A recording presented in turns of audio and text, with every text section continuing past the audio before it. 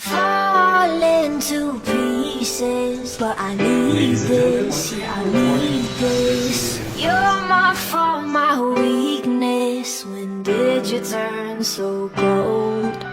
You cut me down to the bone. Now you're dancing all over my soul. I'm falling to pieces, to pieces, to pieces. But I still stay, 'cause you're the only thing I know.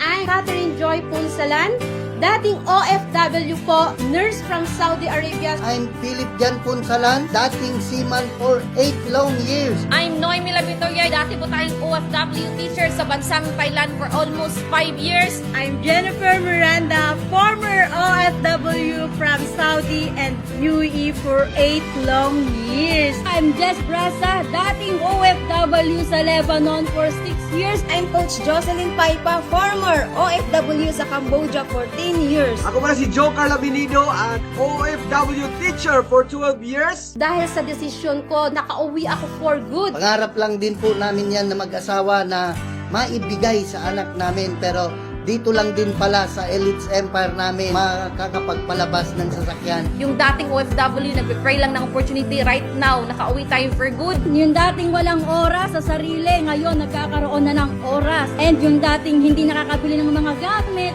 nasa abroad kasi walang savings, pero ngayon nabibili na rin po natin. Dahil dito sa Elites Empire, dahil sa pag-take action ko, no, nakauwi ako for good. 60 years old na sila, papa, saka si mama, na doon ko naisip, kayang kitain yung pera sa Thailand, pero yung hindi mo sila makasama, doon mo talaga maisip na, oo nga, yung pera, kayang kitain, pero yung oras, hindi na talaga mababalikan pa.